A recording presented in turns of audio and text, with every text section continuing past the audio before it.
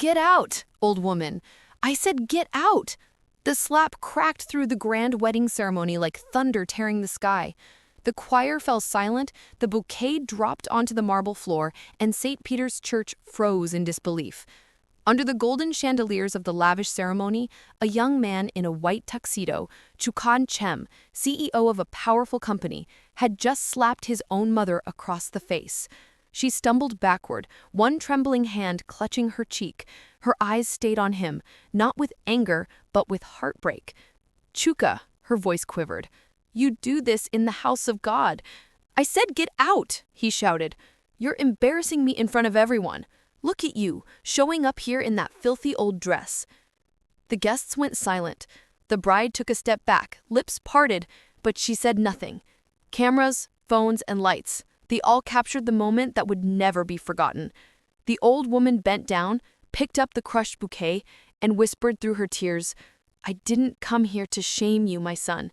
I came to bless you, even if you've forgotten the mother who raised you with tears."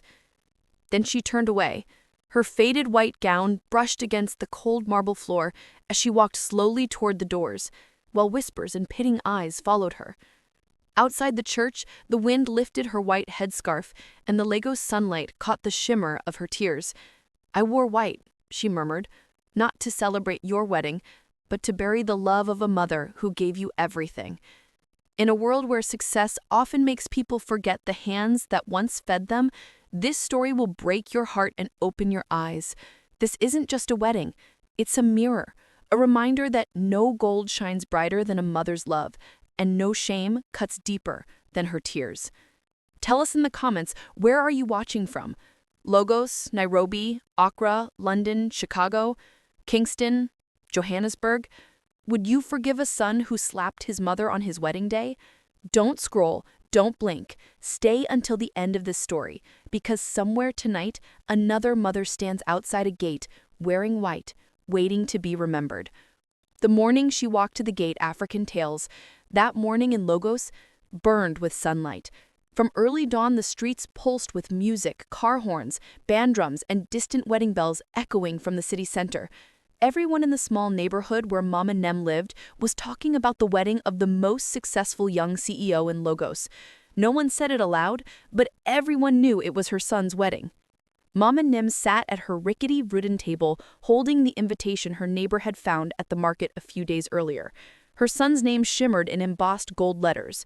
The wedding of Chuka and Chem and Evelyn Okafor, St. Peter's Cathedral. There was no mention of a mother, no Mrs. and Nim, no invitation sent her way. She traced her fingers gently over the card, afraid to tear what felt like a memory. Her eyes stopped on the line, "A match made in heaven." A faint smile crossed her face, half pride, half pain. "Heaven," she whispered. "Then why does it feel like hell for me?" On the cracked wall hung an old photograph. A young Chuka grinning wide, his skin sun-kissed, holding a roasted corn his mother once sold. The edges of the picture were worn, patched with tape. She stared for a long moment, then tucked it carefully into her pocket. Outside, children played and shouted, "Mama Nim, we heard your son is marrying a politician's daughter. You'll be on TV today." She chuckled. "I don't need to be on TV, my child. I just want to see him happy." Her neighbor, Mama Kioma, approached, holding a bowl of hot porridge. "Mama, please don't go. You know he didn't invite you. Those people, they don't like seeing poor faces at rich weddings." Mom Chem smiled, her eyes calm but heavy. A mother's blessing doesn't need an invitation. She rose, opened her old wooden wardrobe. Inside hung a faded white dress, the one she had worn years ago for Christmas Mass. She shook off the dust, pressed it gently with her hands, and put it on. Around her neck hung her late husband's necklace. The morning breeze drifted in, carrying the scent of last night's rain and the dust of Lagos, the breath of a mother walking toward her fate. "If I can't sit beside him," she murmured, "I'll stand where he can still see me, even from afar." The road to the city center was long and dusty. She had no money for transport, so she walked, one step at a time through the busy streets, past luxury shops displaying the name Zion Holdings, the company her son had built. People glanced at the old woman in a yellowed white dress, holding a small, cheap bouquet, then looked away. No one realized she was the mother of the man Logos was celebrating that very day. Under the blazing sun, sweat dotted her forehead as she reached St. Peter's Cathedral, a grand white church with angel-shaped gates. 2 security guards in black suits stood watch. Inside, Bentleys, Range Rovers, and BMWs lined the courtyard. Wedding music filled the air. She took a deep breath and approached. "Good morning, son," she said softly to the guard. "Please tell Mr. Chuka his mother is outside." The guard eyed her from head to toe. "Madame, what did you say?" "I said I'm his mother." He smirked, turning to the other guard. "You hear that? Every poor woman in Logos claims to be his mother these days." Mama Nyem didn't argue. She lowered her gaze and said quietly, "Then tell him the woman who gave him his name is here. That should be enough." They didn't respond. One simply pointed away. "Stay outside, old woman. Guests only. Leave before the cameras come." She stood there. The sun scorched. Sweat rolled down her neck. From inside, church bells rang. The ceremony was beginning. Through the iron gates, she could see the fluttering white flags, the glowing figure of the bride walking in, holding the arm of her son. Camera lights flashed. For a brief moment, in the reflection of a church window, she saw herself, a mother standing outside the world she once dreamed for her child. A single tear slipped down her cheek, but she didn't move. She stood still, silent as stone, waiting. In her hands, the little bouquet trembled. On her lips, a whispered prayer. "Lord, I have no seat inside, but let my prayer sit beside him." Inside, the orchestra played "Forever Mine." Outside, the traffic roared and dust swirled. Between those 2 worlds, one mother in white stood by the iron gate, quiet as the shadow of a forgotten past. The sun climbed higher. Light glistened on the wrinkles around her eyes like stitches sewn by years of sacrifice. And when the applause erupted inside, the moment the couple exchanged rings, her tears fell silently, carried away by the wind. No one knew that at that very moment, her heart broke. Not because she wasn't invited, but because the son she once carried through muddy streets had now walked into a new life, forgetting that the woman standing outside that gate was his very first home. The scent of lilacs and candle wax mingled through the radiant air of St. Peter's Cathedral. Colored glass spilled beams of red, blue, and gold across the marble floor, like shards of happiness carefully fitted together. Evelyn stood beside the priest, her lace gown flowing like a white stream. Her smile was serene, yet her eyes kept glancing toward the doors, as if memories that did not belong to her wedding day were quietly knocking to come in. In the front pews, powerful guests murmured softly, their bracelets chiming like tiny church bells. Chuka stepped forward another half-pace, adjusting the cufflinks on his tuxedo. The satin shimmered like ripples of light.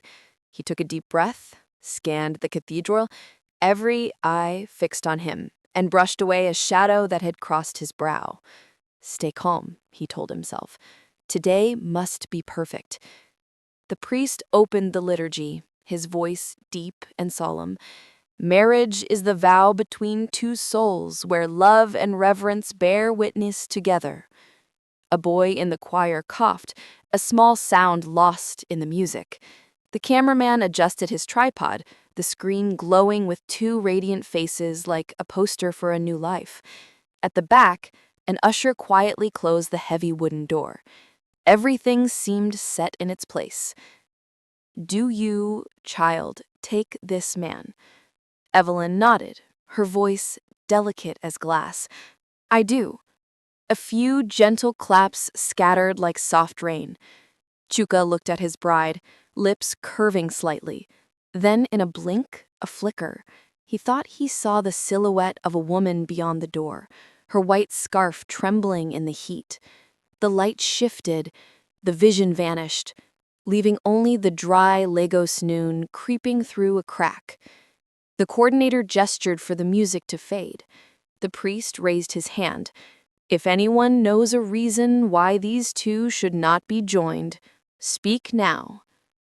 The words had barely left his lips when a faint creak echoed from the side door. No one in the front row turned. In high-class weddings, etiquette teaches people to ignore noises that don't belong to the script. But the choir fell half a beat silent. Soft footsteps touched the floor. Not hurried, not timid, each step carried years. A shadow crossed the colored light, an old white dress appearing, then fading like a slow-moving wave. A whisper spread, thread by thread. Who is that? And the whispers wove together into a heavy fabric of murmurs. The cameraman glanced at his screen. At the edge of the frame, a sun-browned face appeared. Dark eyes, hands clutching a small bouquet. He instinctively turned the lens. Evelyn felt Chuka's hand tighten around hers.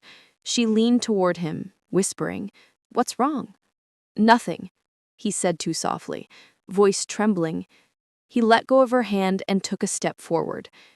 The woman stopped at the last pew, careful not to disturb the silence. She held the bouquet to her chest, her shoulders trembling from the air-conditioned chill and the Lego's heat still clinging to her dress. She looked toward the altar, the light reflected in her eyes, two tiny pools holding back a storm. The guards hesitated at the aisle. They exchanged glances, but no one dared touch her. Something in her posture, fragile yet unmovable, held them back. The priest closed his book, his kind face briefly lost for words. He thought of saying something about Cherry, but language suddenly felt heavy as stone. Chuka turned, descending the steps. Each step struck the marble like a nail driven into wood. When he stopped before her, the sound behind him collapsed into a dome of silence. "You shouldn't have come here," he said, lips drawn tight. She looked up, and in her gaze he saw not himself, but the boy he once was. The boy with dust on his cheeks, now framed by expensive light. She shook her head gently, her voice thin as a thread, trying to tie the world back together. "I didn't come to beg. I came to bless." Evelyn stood frozen, her heart thudding. Someone whispered, "Take her out." Another murmured, "Wait." The crowd's well-trained pity fell upon the old woman like stage lighting. Chuka heard the hum of the camera. He knew every movement was being recorded. Inside him rose another melody, the sound of hungry nights, roasted corn smoke, the tired hands that once held him through fever. He bit his tongue hard to kill the tune. "Today is my day," he said, under his breath, close enough for only her to hear. "Don't ruin it." She smiled a weary smile, burned by Logos' sun. "My son, some things aren't ruined by mothers. They're only lost by children." A scoffing laugh broke from the middle row. A camera flashed bright, unkind. Chuka closed his eyes briefly, then opened them darker. "Leave," he said, every syllable sharp. "This isn't your place." Her fingers brushed his sleeve lightly, careful not to wrinkle the expensive fabric. That gentle touch struck his pride like a blade.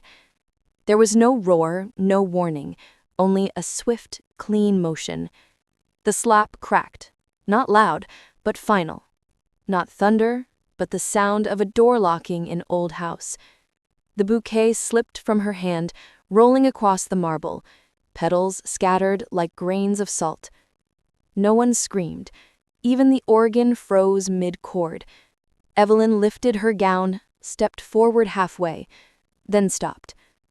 An invisible wall rose between her and the moment, a wall built of the questions every bride forgets to ask before the wedding day. The mother did not collapse. She merely stepped back, touching the cheek that still burned. In her eyes, a distant ocean broke silently, rhythmically. She drew a short breath and whispered, "Lord above, let my blessing go where my feet are not allowed." A soprano in the choir began to cry. The coordinator hissed, "Turn off the cameras!" But it was too late. The world had already seen. Chuka looked around, trying to gather the shards of dignity falling from his shoulders. He straightened his jacket, almost spoke not to his mother, but to the image of himself he was trying to save. Then he stopped, afraid that one more word might break something inside him. He turned toward the altar, hoping the ceremony could continue. But the priest's voice faltered. "My son, marriage is not a door to close the past. It is a promise to kneel before the first love that ever held you." Chuka froze. His shadow stretched across the marble, touching the fallen bouquet. He instinctively stepped back, just half a pace too small for anyone to notice except the woman before him, the one who had just taken his hand's blow and turned it into silence. She said nothing. She bent down, gathering the petals into her palm as if picking up the old seeds of her life. "I'll go now," she whispered, not to her son, but to her own heart. "Not because you sent me away, but because blessings belong outside the walls." She turned. Every step she took left a pause in the choir's harmony, as if a familiar alto voice had quietly withdrawn. When she reached the threshold, the noon heat rushed in, lifting the hem of her faded white dress, the sunlight turning her scarf into a small, fluttering flag. Outside, the city kept moving. Inside, the priest closed his book, and the crowd remembered how to breathe. Evelyn lowered her gaze, refusing to look at Chuka. The cameraman slumped into his seat, knowing he had captured something that would outlive his hard drive, something that would enter the memory of a city. And somewhere above, the church bells rang 3 times, not in celebration, but in remembrance. 3 bells for a marriage, and for the hollow sound now echoing inside a son. The first note of a lifelong hymn of remorse he had yet to learn. Outside, the mother in white placed her hand on the iron gate and whispered words no one could hear. "We'll meet again, but not today." Then she walked straight into the sun, leaving behind a crowded church, suddenly too small for one simple thing: a place to rest. The hands that once carried them through hunger and hope. The next morning, Logos woke to the sound of phone notifications. At the Ohaleba bus stop on yellow and black Danfo buses, people passed around a shaky clip. A groom in a white tuxedo swings his arm. His hand lands on the cheek of a woman in a worn dress. The caption flickered at the bottom: "Groom slaps mother at wedding, St. Peter's Cathedral." No subtitles needed. The gasp, the thud of a fallen bouquet, the organ cutting off. It was enough to make the city hold its breath. At Belogan Market, fabric sellers leaned against their stalls, eyes glued to their screens. Someone tapped the speaker, and pigeons spilled into the air. "Not him, mama, oh God, a big." The whole aisle fell silent. Hands that usually flew over measuring tapes slowed as if remembering an old name they couldn't bring themselves to say. At the bua on the corner, the morning radio wedged the story between weather and traffic. A replay of those final seconds inside the church. The host's voice, rough from an overnight shift, spoke slower than usual. "Last night, a video stunned Nigeria. They're calling her the Mother in White.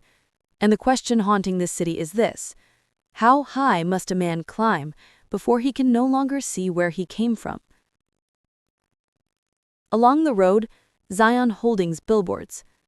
Chuka's smiling face beside the slogan, "We build futures," shifted meaning in the eyes of passers-by. That smile now looked like a fine cut, glinting in the sun. On the 18th floor of Zion headquarters, the boardroom was bright. Fresh coffee couldn't mask the metallic chill of a morning when something had broken. Chuka stood before the glass wall, staring down at traffic congealed like a frozen river. His phone lit up nonstop.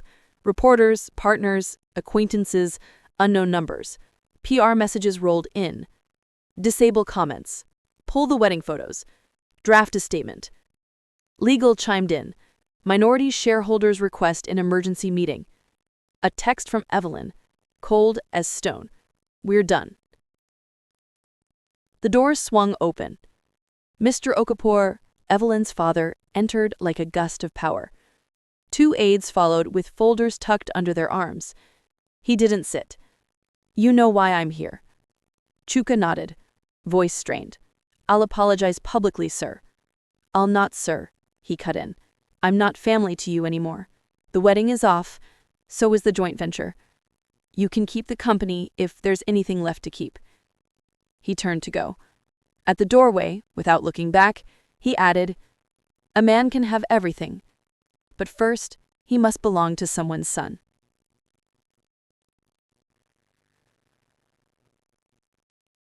The door closed, leaving a dent in the air.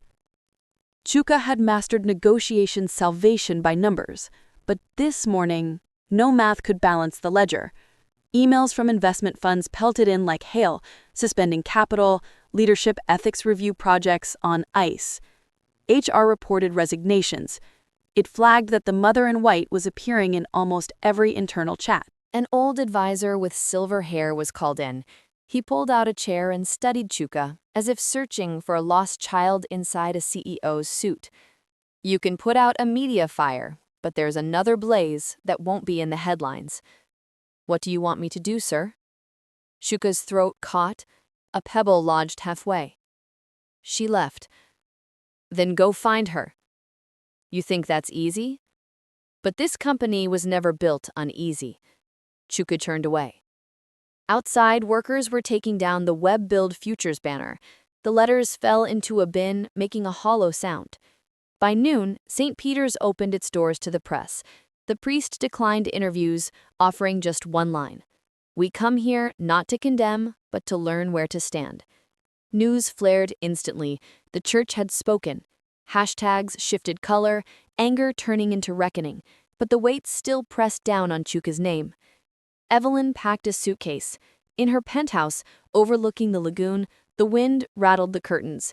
She placed the wedding invitation in a drawer, shutting it like burying a small bird that no longer sang. Her final text, Don't look for me. Find yourself first. Across town, Mama and Chem turned down dusty alleyways. She didn't own a smartphone and didn't know her pain had become the evening news. Sitting outside her single room, she slipped off her sandals and washed the red mark from her cheek with warm water. Neighbors came to ask. She only shook her head. It's nothing. A sunny day burns out by nightfall. She hung the white dress on a line. Sunlight passed through the thin fabric and painted a leaf-shaped glow on the wall. By late afternoon, the board convened in an emergency session. Voices boomed through polished wood. Leadership credibility severely damaged. The infrastructure ministry deal at risk. We need decisive steps. Each sentence hammered another nail into the floor. I'll apologize to everyone, and Chuka said. Eyes so dry they burned. To whom exactly? A woman shareholder asked. Customers? Investors? Or the only person you should be bowing to? Silence. Only the air conditioner hummed a reminder that some things keep running even when people forget to breathe. The meeting ended with his statement. Zion Holdings regrets. But the city didn't need a corporation's regret. The city waited on a different question. Does this sun still know the way home? Night fell, and Logos lit up. Suya stands flared red. On the sidewalks, people gathered to talk. A young man said, almost casually, My mother sold beans for 10 years so I could study. I kiss her hands every Sunday. A woman added, On my wedding day, my mother stood in the sun just to pin scarves for guests. I will never forget. Mother and child stories sparked like kindling, stringing together a ribbon of light across the city. Online, a still frame was shared millions of times. A woman in a white dress standing outside the church gate, the wind lifting her scarf. The caption in 2 languages, No mother deserves silence. From a scandalous video, the city lifted out a symbol.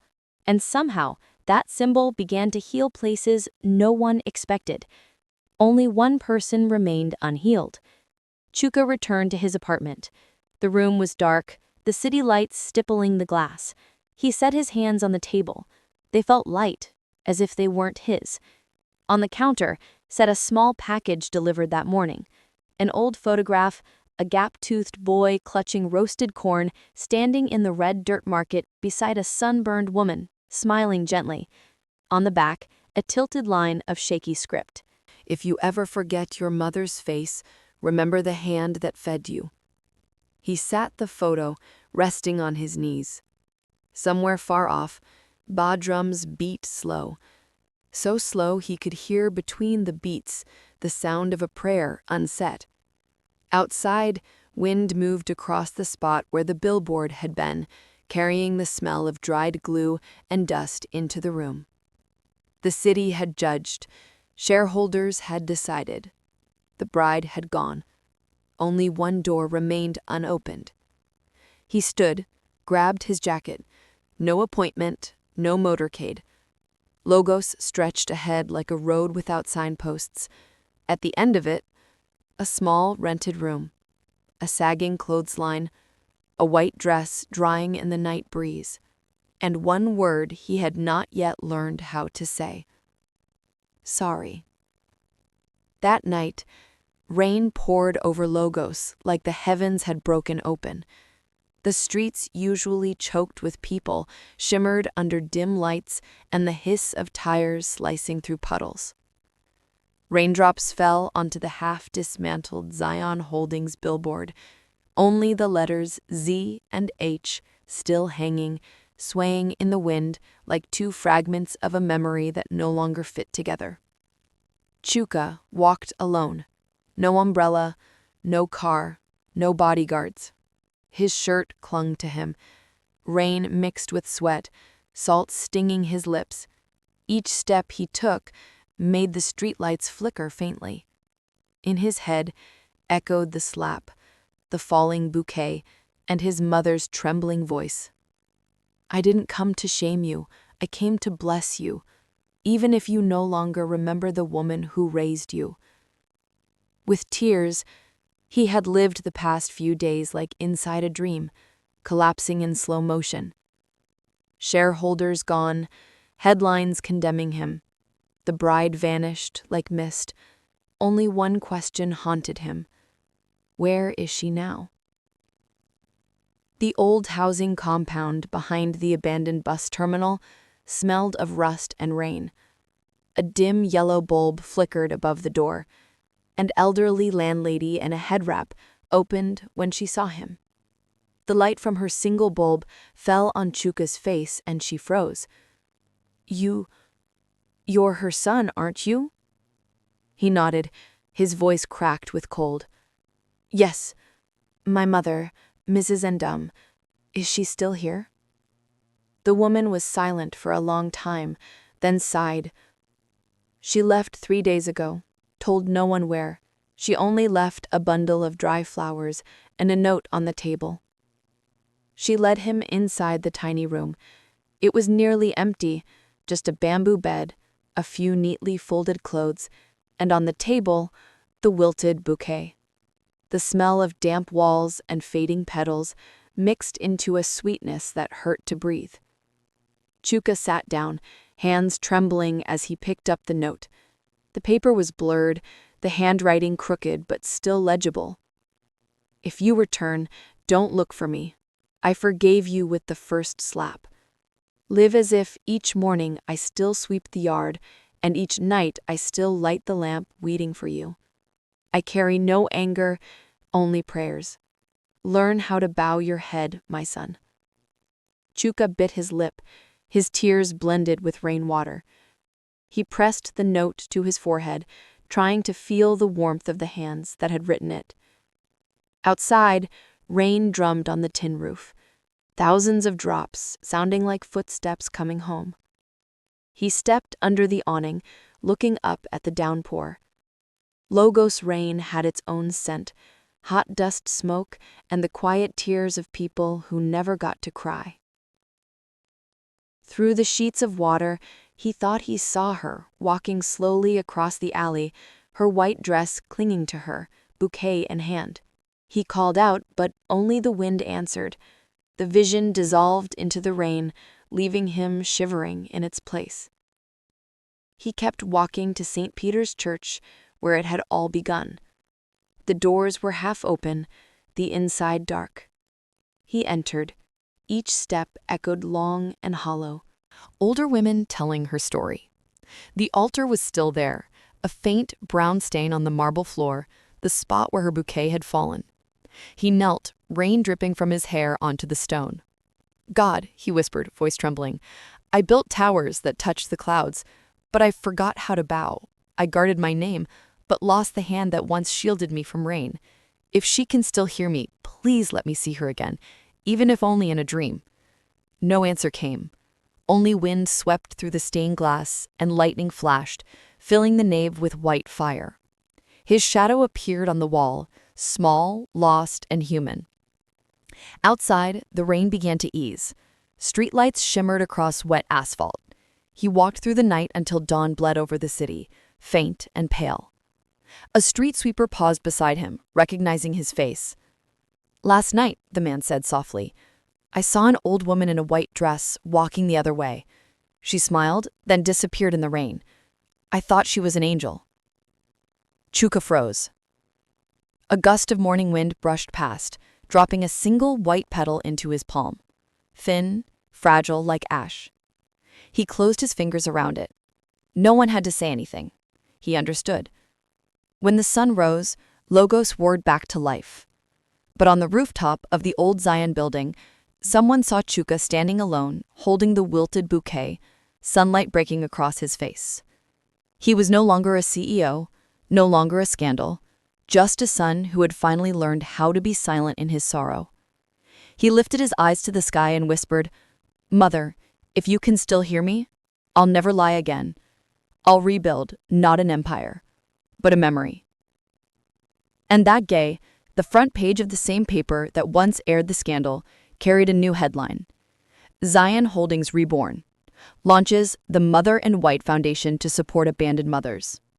No one knew who sent the press release, but later that evening, when the logo's sun turned gold again, witnesses swore they saw a woman in a white dress walking past the gates of St. Peter's.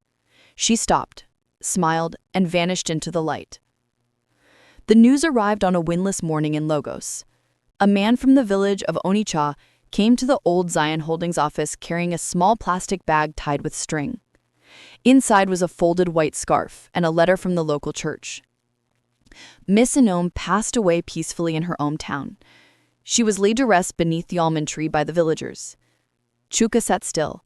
His eyes stared through the glass wall where sunlight broke into golden fragments, scattering across his desk. No cry came at first, no tears. But when the messenger placed the white scarf on the table, the same one his mother had worn at the wedding, his body trembled, and the sound that escaped his chest was half sob, half collapse. That same day he went back to the village. No entourage, no press, no car with tinted glass. The red dirt road opened before him, and the familiar smell of wet grass and burnt straw rose in the air. The villagers recognized him. They whispered, but no one spoke harshly. In the countryside, when a mother dies, silence is the highest form of respect. The grave lay beneath a large almond tree, surrounded by tall grass.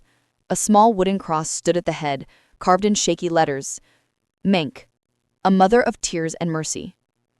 No fancy wreaths, only a few wild white chrysanthemums gathered by villagers along the road. Chuka knelt down. The mud seeped through his trousers, cold and grounding. He placed the same wilted bouquet he had carried all this time onto her grave. "I came too late, Mama," he whispered. "I came too late, Mama," he whispered, the words barely rising above the rustling leaves. The almond tree swayed gently, as if nodding in mourning, releasing a faint shower of yellow petals over the fresh earth. A slow breeze brushed his cheek, cool and soft, so soft it felt like a hand he knew too well. For the first time since the wedding, he allowed himself to break, not angrily, not publicly, but in the quiet place where sons kneel before memories. His shoulders shook as he bowed his head to the ground, hands gripping the soil that now held the woman who had carried his name longer than any boardroom, headline, or cathedral ever would. A shadow fell beside him. He looked up. An elderly priest from the village stood there with a lantern and a walking staff. His eyes were gentle, the kind that had seen enough sorrow to understand this one without needing explanation. "She waited for you every evening," the priest said softly. "But she left this behind. She said one day you would come." He reached into his robe and handed Chuka a sealed envelope. It had been folded many times.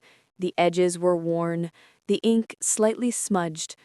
On the back, in trembling handwriting, "For my son, Chuka, when he is ready to come home." Chuka held the letter to his chest for a moment, breathing in the scent of old paper and dust and something almost like her perfume. He opened it slowly. "My beloved child, if you are reading this, then God has already done what I prayed for. He brought you back to where you learned your first steps, your first words, your first love. I am not angry, my son. I left anger long ago. I carried only prayers for you. A mother's love doesn't end with hurt. It ends only when her heartbeat does.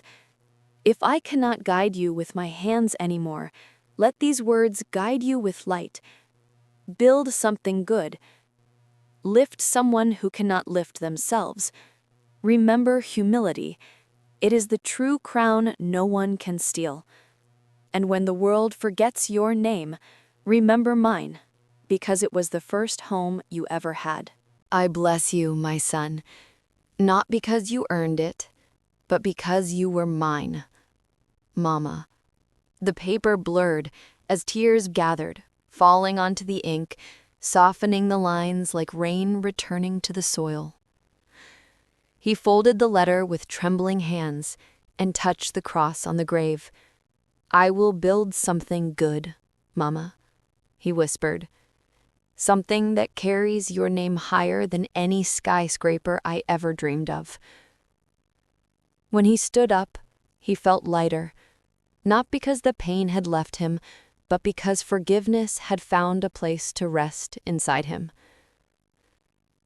Over the next days, he stayed in the village, helping rebuild the small church roof, repainting the schoolyard fence, and repairing the broken hand pump the villagers had long forgotten hope for.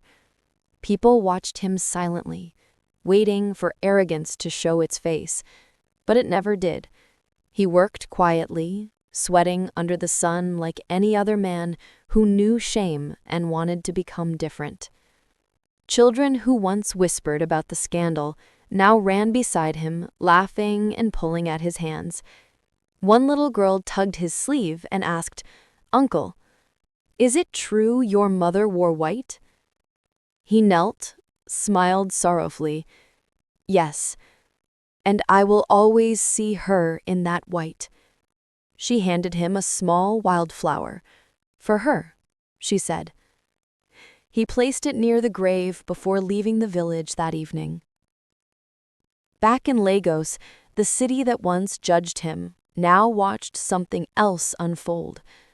Zion Holdings, once a tower of steel and pride, began transforming. He converted the executive floor into a center for supporting single mothers, widows, abandoned women, women who had carried their families on their backs for decades without applause or spotlight. He named it the Mother in White Foundation. Inside its walls hung a single framed photograph, a woman in a faded white dress, her scarf lifted by the wind, standing outside a cathedral gate. Not as a scandal, not as a headline, but as a symbol. Every morning he touched the frame lightly before beginning his day. "Guide me, Mama," and Somehow, he always felt she did. Months passed. One warm Sunday evening, as the sun dipped gold over the lagoon, he returned once more to St. Peter's Cathedral.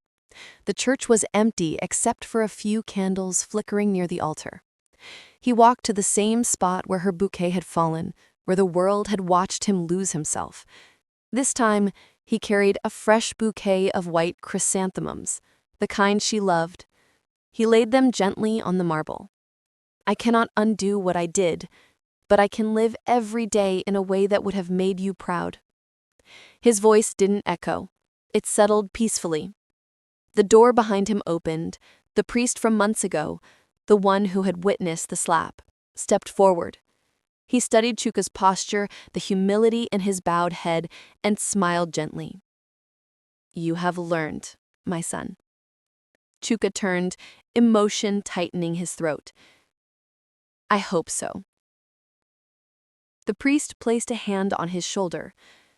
"Her blessing walked out of this church that day, but I believe it walks with you now."